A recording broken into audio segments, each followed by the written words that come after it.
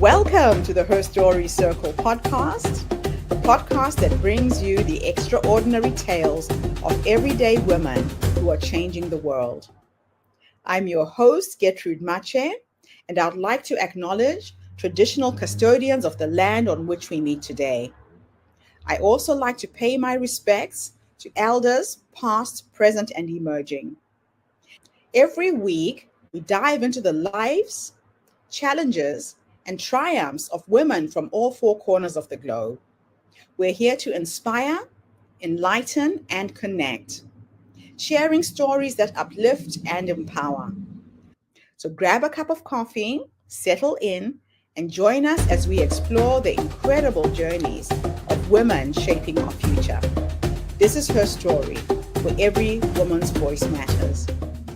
Hello, everybody, and welcome back to the Her Story Circle. This is Gertrude Mache here in beautiful Melbourne, Australia. And today I am graced with the presence of yet another fascinating young woman. Welcome, welcome, welcome to our tribe. Please tell everybody your full name, where you're based, and share your story with us today.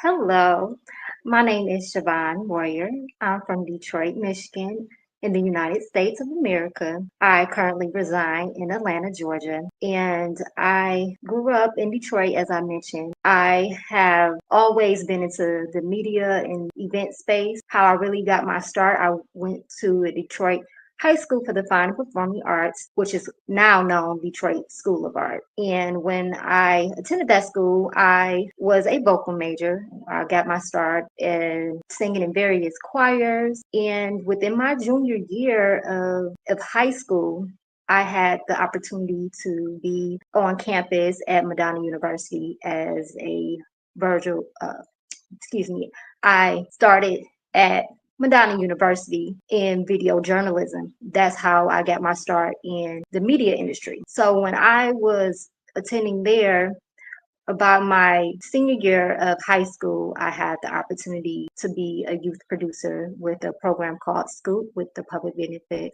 Corporation, which led me into doing various opportunities in the media aspect, and I had several internships. Now, I've always had the opportunity to have support from my parents and my brother. Of course, he moved to Arizona, far, far, far away from me. But being able to have so many different experiences, I continue to use those experiences. And once I graduated, I say by 2008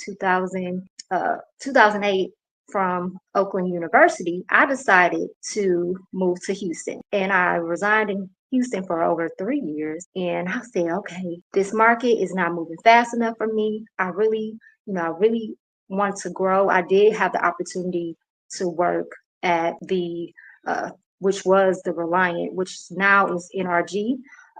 Stadium for the Texans games, and I worked in security and doing event support at that time. So within working in that space and also being in Houston, I thought it was an opportunity for me to move on. I said, okay, I want to move back home because I know my resources are there. I know I have connections there. So I then decided that it was time for me to leave Houston. Once I did move back home, I worked some jobs. I worked as a sales associate at BCBG. I also worked as a manager at Frederick's of Hollywood, and then I said, okay, well, I want to get back into media, which that's how I, got my start back in high school. So I then decided to attend Specs Howard School of Media Arts, and once I had the opportunity to be there, I decided that let me go ahead and apply to some positions in media. So I went to a career fair that the school was having at one time, and I had the opportunity to meet with some recruiters, and I applied to the Word Network and other establishments and had the opportunity to work for the Word Network for over 3.5 years as a master control operator, working behind the scenes. Working in that environment gave me so many opportunities and opened the door for me because that was my first full-time job in media. Like I was really excited. So, but by being there for so long, I decided, I said, something's still tugging at me. I want to get back into the event space because I know at the time when I had the internship at the city of Detroit, and how I got the opportunity to sign with an agency, that's how I got into the start getting into doing events. And so I decided to go in that direction. And ever since then, for the past 20 years, I've been working as a brand ambassador, event manager, and speaker. So I really, really enjoy what I do. I've worked with so many brands from NBC to JBL, Dell, and various others. And I currently have an externship with Beats by Dre. So I really enjoy what I do, and I really want to continue excelling in this area within experiential marketing and being able to impact others. And that's where I really see myself going from now on. And thank you so, so much. Wonderful, wonderful, wonderful to meet you. Now, define the term experiential marketing for those who are listening and don't know the jargon. Yes. So experiential marketing is the form of marketing where it's face to face, where you may meet a brand ambassador, a product specialist, or different.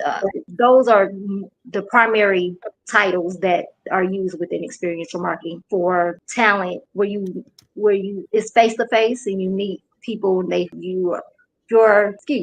you're demonstrating a product, you're demonstrating the brand, and you're giving out brand awareness for that product and that service, and you're giving out merchandise or freebies or what we call in our lingo swag, and that is given out to guests and customers. So that's what experiential marketing is. Fantastic. Mhm. And now you are at that point where you are really exploring other aspects of yourself and Mhm. growing your business. It must be fascinating to be in the space that you're in now. But I want to just go through your career, step by step and Mhm. start with what inspired you to start Savvy Global Brands and how has your journey as an event manager shaped the company's mission? I decided to start Savvy Global Brands after I initially had a business called Everlasting Collection, which was based on selling accessories. And during the pandemic, I met with a brand strategist and I was like, I really need to come up with a business. What is it that I want to do? And after having several sessions with this brand strategist, within my last very session, I'm talking on the phone with her and I'm like, I don't know what I want to do.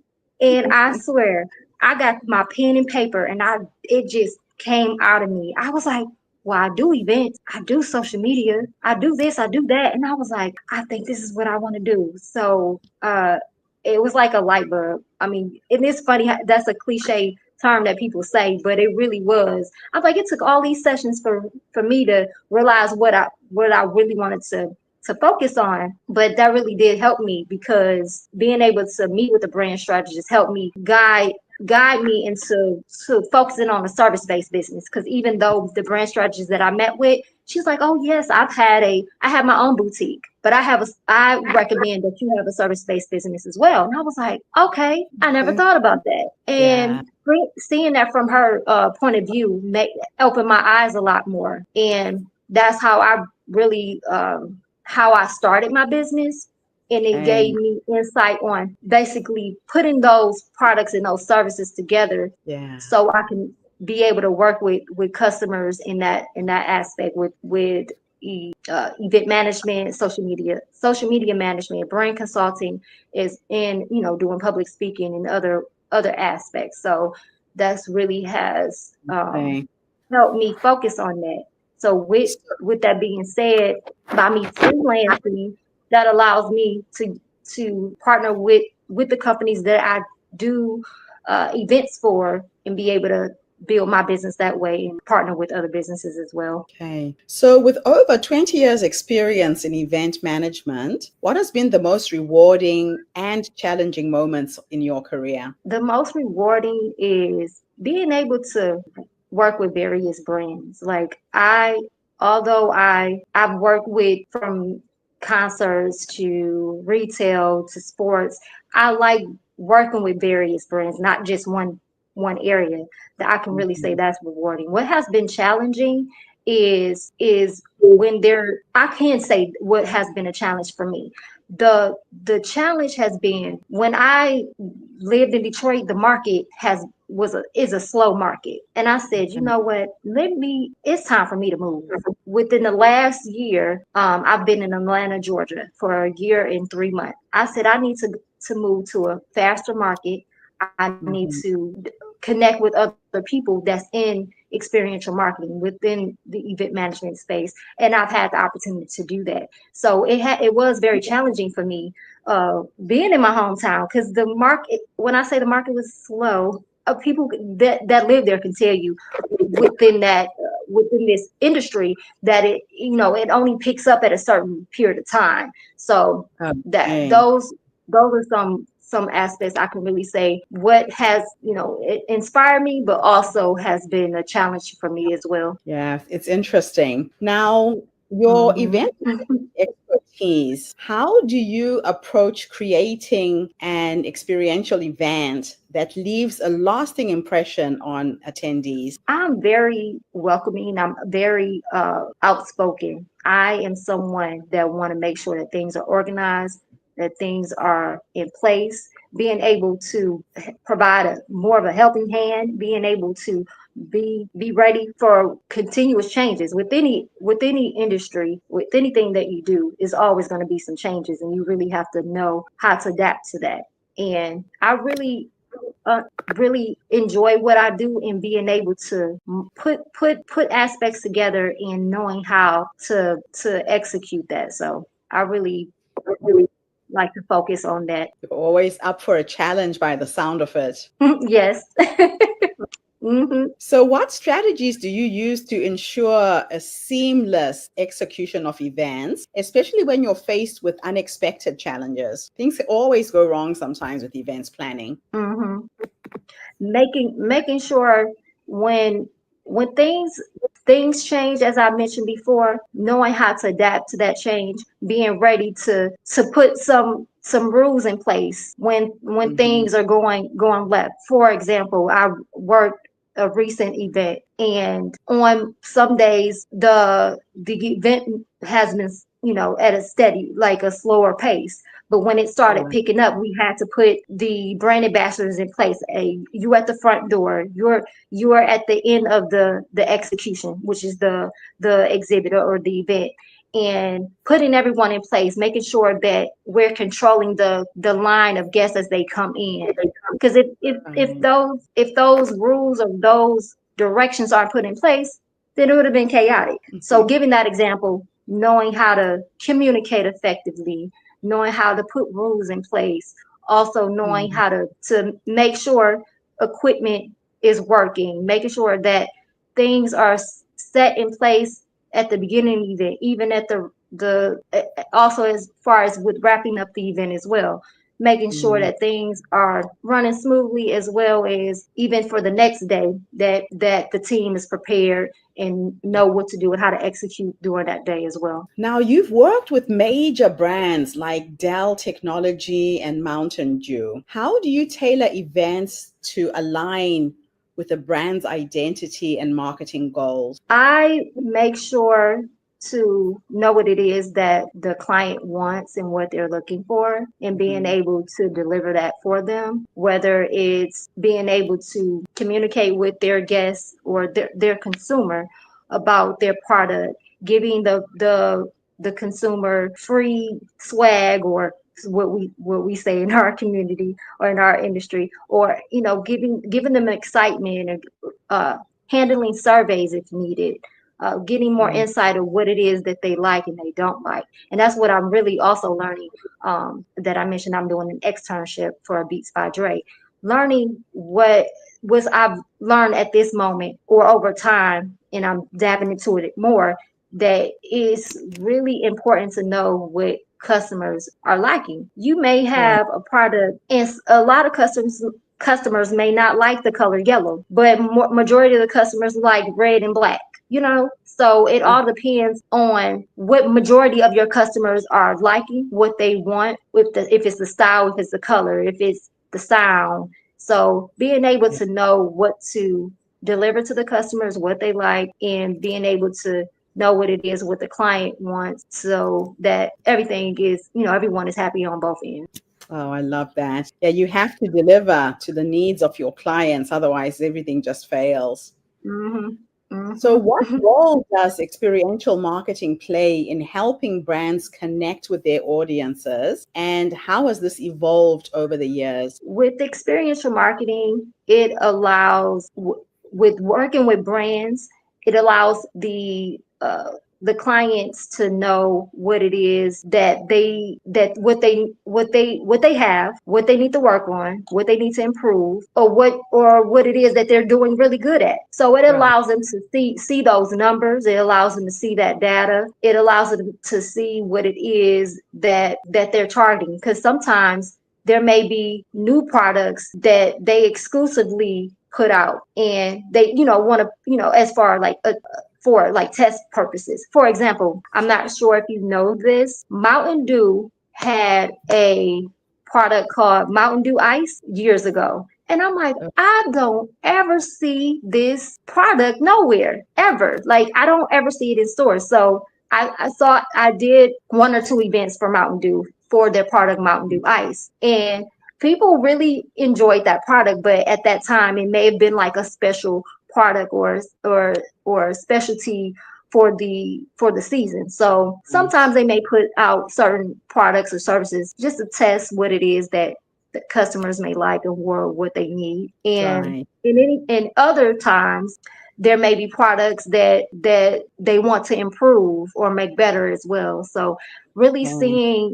seeing what the clients want and what their brand needs are is very important to uh, make that brand stand out and make them better. I love that. Yeah, you have to be so sensitive. So, what advice Mhm. would you give to aspiring event managers who want to build a career in this industry? I would really tell anyone that's trying to get into this space is really pinpoint what it is that you're interested in and get started with doing community event or Right. also signing up with agencies. It's so many aspects to getting started in this industry. And if you really committed about it, just stick with it and keep excelling at it and enjoy what you love doing. Yeah. Yeah. And that's it. At the end of the day, you have to enjoy your work. Hmm. So, how do you balance the creative and logistical aspects of event management to ensure that both of them align with the client's vision? I make sure that things are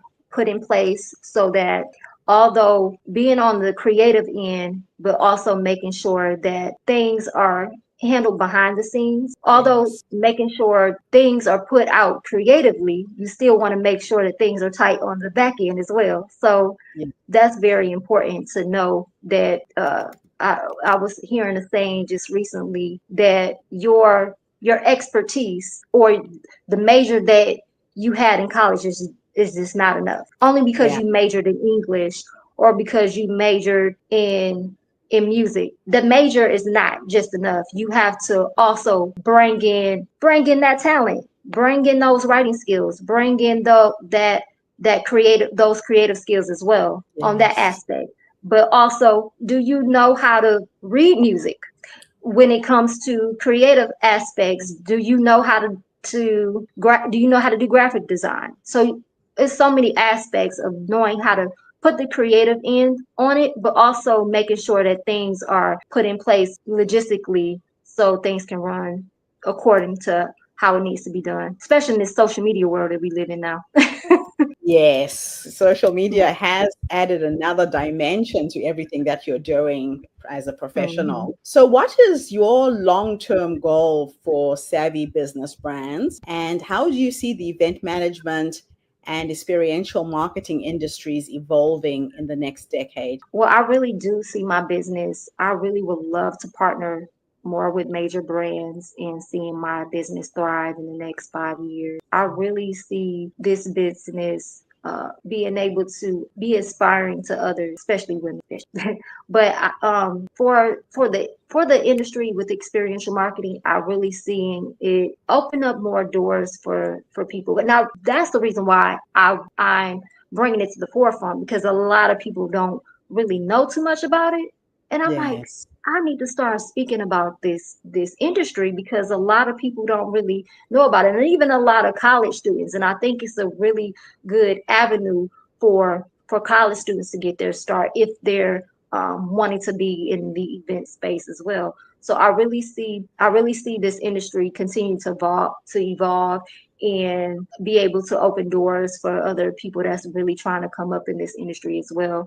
And I'm still also learning and developing, so I'm really excited about evolving in this industry as well. So, what tips, ideas can you give to, let's say, a woman who's trying to create her brand and get global visibility and go out there in a big way? Give us 3 to 4 tips. What would be Oh the yes, first thing you do? I had already mentioned it. One, get a brand strategist, get a website. I may have more than 3 or 4. Make sure to get a website. Also, make sure to jot down your ideas so you know exactly what direction you want to take. And even if you don't have those ideas, try to start with something. That way, when you get someone in place to help you, it kind of be able to bring it out of you.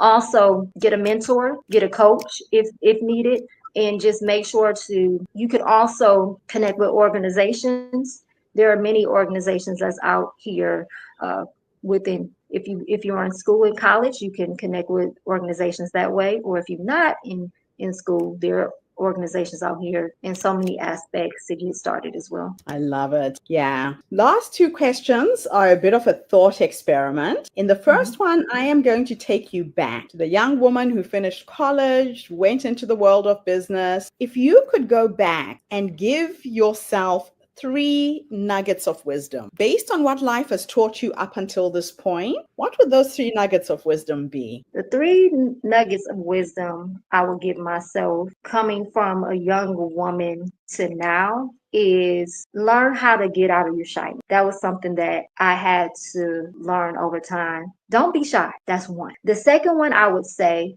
is also, what would be my second one? I would say never stop learning. Even though I learn now, I'm starting to, okay, I can say this. Although I graduated with my degree in communications a long time ago, which was 2008. And between 2008 and now, I wish I would have continued to further my education. And it's just now clicking to me within the last year or two. I want to get my master's. I want to get my master's. And I'm like, why didn't I think about getting my master's a long time ago? But I would say it's never too late. That would be a nugget, the second nugget I will give to myself is it's never too late to continue to learn. It's never too late to follow your dreams and build new dreams. It's never too late to do anything it is that you want to do in life. That will be the second nugget. The third nugget I would say is do not be hard on yourself. Don't criticize yourself. Don't put yourself down. Not that I do that, but I think at some points in my life or sometimes in my life, I get scared or second guess myself or doubt myself. So I would say to not do that. And that will be my third nugget. Oh, that's beautiful. Now, the last question, I'm going to teleport you into the future, Uh-oh. and we're going to go and have a conversation with the 90-year-old you. Woo! And she is sitting in her rocking chair, surrounded by her dogs, her cats, her children, whoever is with you at the end. If you could go and have a conversation with this wise woman who's been leading you up until this point, what will you say to her when you finally meet her? Now, I love to ask women this question because a lot of times women don't realize that the wise woman is already in us. We're always looking outside of ourselves for answers, for solutions, but the solutions are within. So what would be your conversation with the 90-year-old you? Wow. The 90-year-old me, the conversation I would have, I thought about this a couple of times. The conversation that I would have, I can pretty much say that the reason why I was saying I thought about it is there are times that I thought about how would I would be acting, or how would I how would I be at upper age. So the conversation I would have with myself is, what are you doing now? How did you enjoy your life? Over these 79 years, how can you bring wisdom to your loved ones or your grandkids if you have any? And you also are someone that's knowing the importance of your health and trying to stay fit, because there are some women that's in their 80s, their 90s, their 70s that are really fit and healthy, and you can too. Regardless if you in your rocker or you walking. Hey, my grandma now, she's what, 91? I just talked to her today, and she said, "When you come see me, I'm coming to fix you some food." So it's just being able to enjoy that the conversation I had with her and reflect that back on myself. That's very inspiring. And knowing that the conversation that I have when I'm 80 is, I made it to 80. I enjoyed my life, and I want to continue to just keep smiling as much as I can. Absolutely fantastic. Thank you so much for coming online and sharing your story with our community today. Your Thank story you. is truly inspiring. I've got your website scrolling on the bottom of the screen. Thank So, you. is there a way that people can reach out to you? What other social media platforms are you on? I'm also on Instagram. You can find me at Shavonne So Savvy. And I'm also on LinkedIn. You can search my name as Shavonne Moorer. Fantastic. Yvonne, thank you so much for being with us today. Thank you. I appreciate it so much. And I appreciate this opportunity. And thank you to everybody who tuned in today. The Her Story Circle is not just a podcast. We are a social impact movement with a vision to share stories of inspiring women from all over the world. We share our stories to uplift you, to inspire you, to energize you, but most importantly, to take you from where you are now to where you want to go. So tune in again tomorrow when I interview yet another amazing guest. In the meantime, have a fantastic day, morning, or evening, wherever you are in the world, and bye for now. Thank you for tuning into the Her Story Circle podcast. I hope today's story has inspired you to believe in the power of our stories and the difference you can make in the world when you use your voice. I'm Gertrude Mache, and it's been an honor to share this space with you, where voices from all walks of life come together to weave a rich tapestry of diverse perspectives. Don't forget to subscribe, rate, and review our podcast to help us share these stories with more listeners. Follow us on social media by looking for the Her Story Circle podcast for more updates, and join us tomorrow for another episode filled with courage, resilience, and empowerment. Remember, your story matters, and together we're building a stronger, more inclusive world. Until next time, keep making